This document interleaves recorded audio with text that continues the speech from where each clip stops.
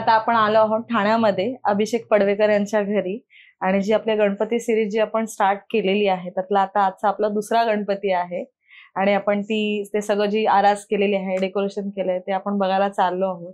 तर चला मग भेटूया अभिषेक पडवेकर यांच्या फॅमिलीला सुद्धा आणि त्यांच्या बाप्पाला सुद्धा.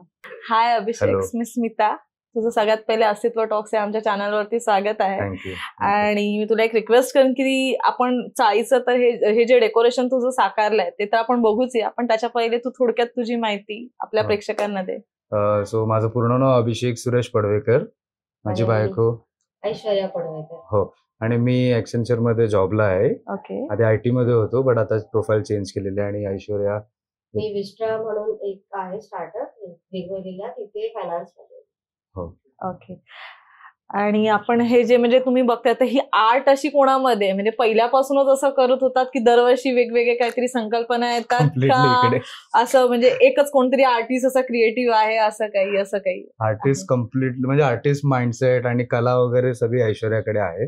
मला इंटरेस्ट आहे डेफिनेटली करायचा, बट मला गायडन्स लागतो. सो गायडन्स नेहमी तिच्याकडनं. हो.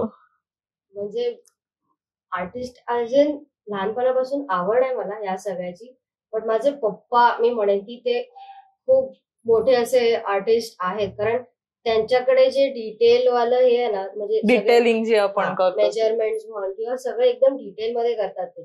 सो ते कुठेतरी आलंय माझ्यात आणि म्हणून मी हे असं करू शकले. तर मला फक्त एक सांग ना की ही जी तुम्ही साकारली आहे, ही जी चाळीचं जे डेकोरेशन साकारलंय, तर ही संकल्पना तुला कुठून सुचली किंवा अशी ही आयडिया कुठून आली, याच्या मागे काही कारण आहे असं काही? ही संकल्पना पहिले तर मला नाही सुचली, माझ्या बायकोलाच सुचली आहे. आमचं चाललेलंच की डेकोरेशनला दरवर्षी आम्ही युनिक काहीतरी बनवतोच. सो यावर्षी काय करायचं ज्याच्याने की आमची पूर्ण फॅमिली इन्व्हॉल्व्ह होईल डेकोरेशन मध्येच. So after a lot of thoughts ऐश्वर्याच्या मनात आलं की आपण चाळीचा देखावा करू शकतो म्हणून. ओके. सो तिकडनं मग एक बोलली की आपण वेगवेगळ्या लोकांचे आपण फोटोज असे लावू शकतो, सगळे इन्व्हॉल्व्ह सुद्धा होतील आणि एक डिटेलवालं काम सुद्धा होईल ते. सो मग आम्ही ठरवलं की चाळीचंच करायचं आता डेकोरेशन. त्याप्रमाणे आम्हाला ही संकल्पना आली. नाही, चाळ सुंदर वाटते, अगदी छोट्या छोट्या डिटेलिंग सुद्धा केलेल्या आहेत ना, त्याच्यामुळे तो हा जो देखावा आहे तो आपला खूप सजीव वाटतोय. तसं इथे बघितलं तर आपण ते ड्रम दिसतोय, झाडू दिसतोय, इव्हन छोट्या छोट्या ज्या चाळींमध्ये आपले जी उखळ असते, खलबत्ते असतात, हे सुद्धा दिसत आहेत. आणि मला असं वाटतंय की हे जे तू इथे लावलेले दिसत आहेत हे तुझे आय गेस फॅमिली मेंबर्सच दिसत आहेत. सो ते पण एक छान केलंय की पडवेकर चाळ दिलेली आहे असं नाव. आणि एक मला असं वाटतं की हे तू रिप्रेझेंट करतोय की आता आपली चाळ शैली जी होती की जेवढा जो एकोप होता ते आता संपूर्ण हळूहळू सगळीकडे मोठमोठ्या बिल्डिंग टॉवर्स येतात.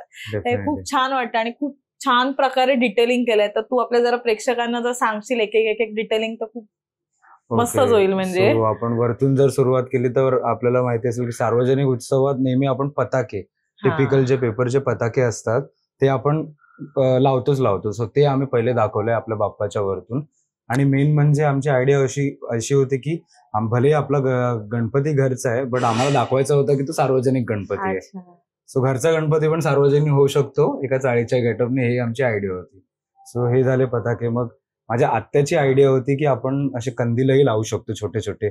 सो तुम्ही जे काय बघताय इकडे डेकोरेशन मध्ये ते सगळं हातानेच बनवलेलं आहे, काही असं रेडीमेड आयटम नाहीच आहे. ओके.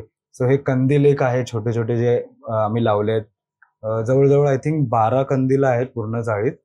आणि मग हे तोरणं जे आपण आपल्या बिल्डिंगला वगैरे लावतो किंवा आपल्या घराच्या दाराला लावतो ना, तसे आम्ही दाखवले आहेत. मग इकडे जर बघाल जसं तुम्ही बोलले छोटे छोटे झाडू दाखवले आहेत आम्ही. आणि या झाडूचं एक असं म्हणजे पॉइंट सांगतो, आमची चाळ पूर्ण बनवून झाली की कसे थोडी चाळ घाण असतेच ना, कचरा वगैरे असतो, तर ही चाळ साफ करायला आम्ही ह्याच झाडू वापरले आहेत, छोटे छोटे झाडू. सो ते एक मग बाजूलाच आम्ही वॉटर ड्रम्स ठेवले, जसं तुम्ही बोलले इथे जात सुद्धा ठेवलंय. मला इथे अगदी हे पण दिसला, उखळ पण दिसली, जो खलबत्ता, सॉरी उखळ नाही खलबत्ता मसाल्यांसाठी. मग हा कॅरम बोर्ड पण एक आहे. तो भरपूर लोकांना वाटलं की तो प्रिंट आउट आहे, बट नाही, ऐश्वर्याने म्हणजे माझ्या वाईफनी तो स्केच पेननेच पूर्ण बनवलेला आहे प्रॉपरली. आणि अजूनही 1-2 गोष्टी आम्ही ऍड करणार होतो, बट अनफॉर्च्युनेटली नाही करता आल्या त्या. सो ते एक. आणि सर्वात मेन म्हणजे ज्यांच्यामुळे आपण सण हा साजरा करतो, सार्वजनिक गणपती जर तुम्ही रिप्रेझेंट करताय तर टिळकांचा फोटो, त्याच्यावरती हार तोही घरी बनवलेला आहे. महाराजांचं तर आपले सगळीकडे असतातच. तो महाराजांचा पण फोटो आम्ही लावलेला आहे. प्रत्येक घराला तोरण आहे जे एकदम म्हणजे वेगळेच बनवले, असं रिपिटेटिव्ह काहीच नाहीये. आणि काय घराला रांगोळी सुद्धा दिलेली आहे आम्ही, म्हणजे होईल तेवढं आम्ही. म्हणजे जितका सार्वजनिक म्हणजे चाळीमध्ये जो एकोपा असतो हा तुम्ही एक दाखवण्याचा प्रयत्न केला आणि प्रत्येक घरात तुम्ही म्हणजे एक प्रत्येक रूम मध्ये म्हणाल ते तर तिथे तुमचे फॅमिली मेंबर्स एक दाखवलेले. मला एक विचारायचं आहे, हे चाळीची कन्सेप्ट कळली, इव्हन तो जो आपल्या स्टेअरकेस दिसतात त्या सुद्धा खूप अशा रिअलिस्टिक वाटतात. पण मला एक गोष्ट विचारायची आहे, चाळीचा देखावा कळला, इव्हन चाळीच्या मधोमध जो सार्वजनिक गणपती बसतो हे सुद्धा आपल्याला समजलं, पण हा जो इथे पथक दिसतंय ह्याचं काय? हा पथक म्हणजे एक छोटीशी स्टोरीज सांगतो. या पथकमुळेच ऐश्वर्या मला भेटलीये. ओके. मागच्या वर्षीच मी वीरगर्जना जॉईन केलं, तिकडे आम्ही भेटलो, मग आमची ओळख वगैरे झाली आणि जमलं आमचं लग्न. सो आमची आयडिया तीच होती की आपण बाप्पाला आणतो तेव्हा आपण पथक नॉर्मली असतात आगमनाला वगैरे, राईट. सो आम्हाला असं दाखवायचं होतं चाळीत आमचा पथक पण वाजवतोय, आपला बाप्पाचं आगमन सुद्धा करतोय. आणि हे जे तुम्ही फोटोज मध्ये बघताय हे सगळे आमचे मित्रच आहेत, म्हणजे आमचा ग्रुपच आहे तो पथकातला. सो त्यांनाच आम्ही दाखवलंय आणि त्याचप्रमाणे आम्हाला वीरगर्जनाचं नाव सुद्धा करायचंच आहे.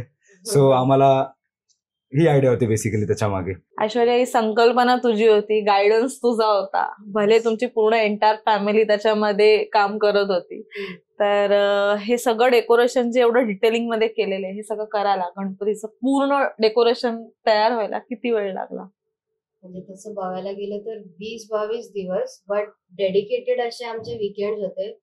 विच से 4 वीकेंड्स होते आणि त्यातले सॅटर्डे संडे पकड. सो 8 दिवसात म्हणजे सगळे फुल फॅमिली, कारण आपल्याला जॉब वगैरे करून हे सगळं हँडल करायचं होतं वर्किंग असल्यामुळे. त्यामुळे वीकडेज थोडं जमायचं नाही, बट वीकेंड्स आम्ही पूर्ण बाप्पाला डेडिकेटेड.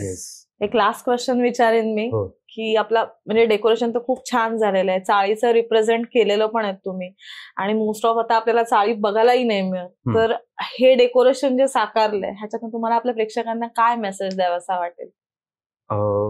म्हणजे एक साधा सरळ मेसेज आहे माझा सगळ्यांनाच, की आपला गणपतीचा सण जो आहे तो जेवढा होईल तेवढा पारंपरिक.